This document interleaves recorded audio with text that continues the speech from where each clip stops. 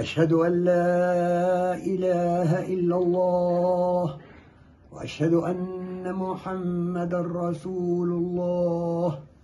السلام عليك يا مولاي، السلام عليك يا خليفة المسيح الخامس.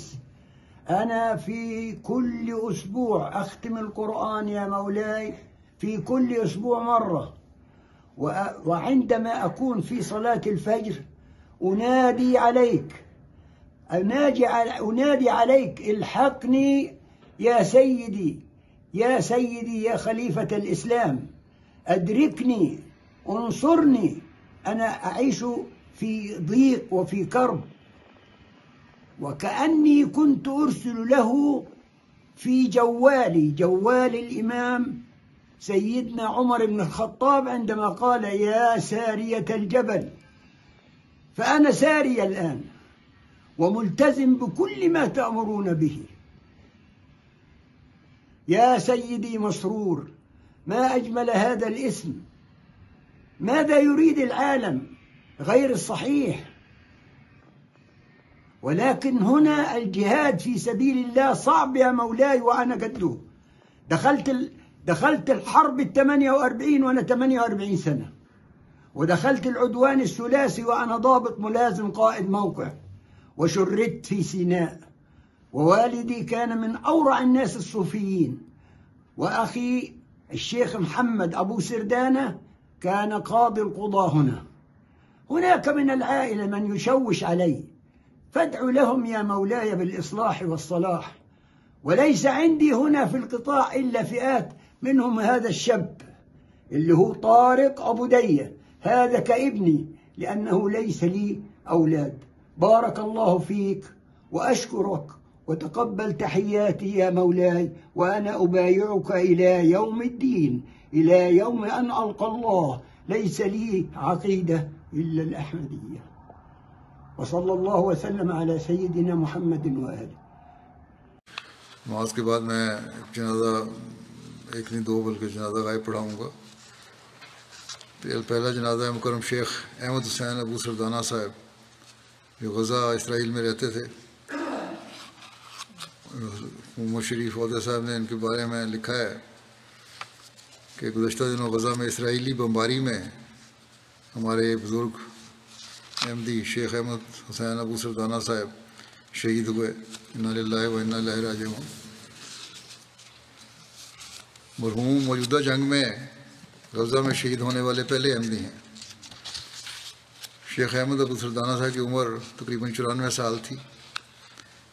آپ الازہر یونیورسٹی سے فارغ التحصیل علماء میں سے ہیں۔ 1970 میں موصوف اپنے بعض دوستوں کے ساتھ حیفا تشریف لائے۔ چونکہ وہ عید کا دن تھا، خدائی تصرف کے تحت مرحوم نماز عید کے لیے اپنے دوستوں کے ساتھ کوابیر پہنچے۔ مولانا بشیر الدین عبید اللہ صاحب مرحوم ولد سلسلہ نے خطبہ عید کے دوران ظہور امام مہدی کا ذکر فرمایا، جس سے مرحوم شیخ ابو سردانہ صاحب کی دلچسپی بڑھ گئی۔ انہوں نے ساتھ بیٹھے ہوئے احمدی فلاح الدین عہدہ صاحب سے کہا کہ مولانا بشیر الدین عبید اللہ سے میری تفصیلی ملاقات کروا دو۔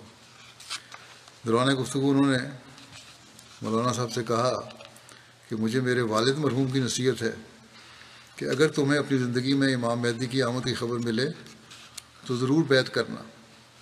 چنانچہ اسی روز مکرم شیخ احمد ابو سردانہ صاحب نے بیعت کی۔ ان کی بیعت کو دیکھ کر ان کے بعض ساتھیوں نے بھی بیعت کی۔ مرحوم اپنے علاقے میں ایک معزز عالم کے طور پر ہر دل عزیز تھے۔ ان کی کوئی اولاد نہیں ہے، البتہ ان کے عزیزوں میں سے بعض مخلص احمدی موجود ہیں۔ بیعت کے بعد مرحوم حسب توفیق کوابیر بھی جاتے رہے اور کوابیر کے احمدیوں سے رابطے میں رہے۔ خلافت سے بہت محبت کرنے والے تھے، اور کئی دفعہ انہوں نے اس بات کا اظہار کیا کہ وہ سچے احمدی ہیں۔ قرآن مجید سے غیر معمولی لگاؤ تھا۔ ہر ہفتے میں ایک بار قرآن کریم کی مکمل تلاوت کیا کرتے تھے، بلکہ انہوں نے مجھے پیغام بھیجا تھا جو اور ریکارڈنگ کا، اس میں بھی ذکر ہے۔ سابق قاضی القضات فلسطین شیخ محمد حسین ابو سردانہ مرحوم احمد ابو سردانہ صاحب کے بھائی تھے۔ ان کی اہلیہ دوسری بیوی ہیں جو وہ بھی اس حادثے میں زخمی ہوئی ہیں، اللہ تعالیٰ ان کو شفا دے۔ ڈاکٹر عزیز حفیظ صاحب یہاں سے کمیونٹی فرسٹ کے تحت جاتے رہے، وہاں ان کو ان سے ملنے کا موقع ملا ابو سردانہ صاحب سے، تو انہوں نے کہا جب میں ان کو ملنے گیا تو میری عزت کے لیے اٹھنے کی کوشش کرنے لگے، تو میں نے ان کو کہا بیٹھے رہیں، بڑے جذبات میں آ گئے اور اپنی چھڑی سے ذرا سا ہلکا سا ٹچ کر کے ان کو کہنے لگے کہ تم خلیفۃ المسیح کے نمائندے میرے سامنے کھڑے ہو، میں کیسے بیٹھ سکتا ہوں۔ بڑا عزت اور احترام تھا خلافت کا۔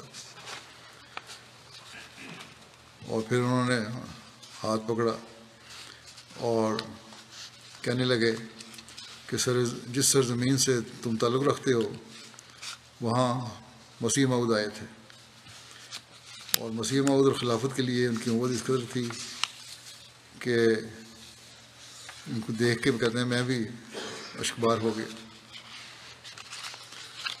پھر انہوں نے ڈاکٹر صاحب کے ذریعے اپنا موبائل پہ پیغام بھی میرے نام بھیجا کہ میں پیغام ریکارڈ کروانا چاہتا ہوں، وہ تو وائرل ہوا بھی ہوا ہے پیغام، میں سنا بھی دیتا ہوں کچھ حصہ اس کا۔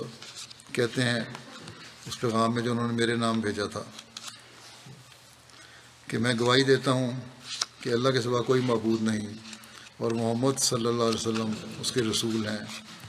السلام علیکم، السلام علیکم خلیفۃ المسیح الخامس۔ میں ہر ہفتے ایک بار قرآن کریم کا مکمل دور کرتا ہوں اور ہر فجر کے وقت میں آپ کے لیے دعا کرتا ہوں، اور اے میرے خلیفہ میری مدد کریں، مجھے بچائیں، میں مشکل روحانی مصیبت اور پریشانی میں ہوں۔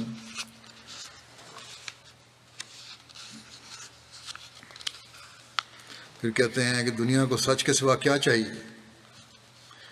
پھر کہتے ہیں کہ آپ کا ہر حکم پورا کرتا ہوں، اور آگے فرمایا کہ دنیا کو سچ کے سوا کیا چاہیے؟ اللہ کی راہ میں جہاد یہاں بہت مشکل ہے، لیکن میں اس کے لیے پرعزم ہوں۔ میں نے 1948 کی جنگ میں 48 سال کی عمر میں حصہ لیا تھا۔ میں نے 3 سرحدی جنگ میں کمانڈر کے طور پر خدمات انجام دیں اور سینہ بے گھر ہو گیا تھا۔ میرے والد ایک مشہور صوفی تھے اور میرے بھائی محمد یعنی غزہ کے چیف جج تھے، یہاں غزہ کے چیف جج تھے۔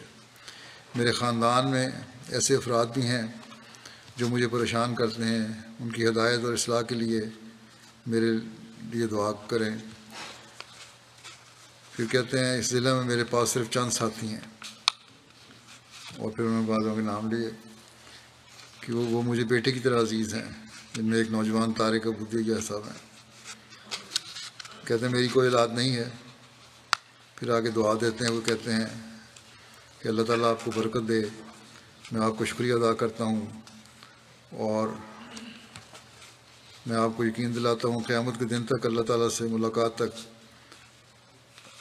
آپ میری بیعت قبول فرمائیں، یعنی کہ میں اپنی بیعت کی تجدید کرتا ہوں اور یقین دلاتا ہوں کہ میں سچے دل سے احمدی ہوں۔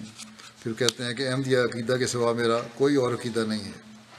بعض مخالفین نے کہا تھا کہ احمدی نہیں ہے، یوں ہی احمدی مشغول کر رہے ہیں، لیکن ان کا ریکارڈڈ بیان ہے سامنے، اس کے بعد شاید اب وہ چپ کر گئے ہوں گے مخالفین۔ اللہ تعالیٰ ان کے درجات بلند فرمائے اور ان کی اہلیہ کو بھی شفا دے۔ اللہ تعالیٰ ان کی دعائیں فلسطینیوں کے لیے بھی قبول فرمائے اور وہاں امن بھی قائم فرمائے، اور ان لوگوں کو حضرت مسیح علیہ السلام کو ماننے کی بھی توفیق عطا فرمائے۔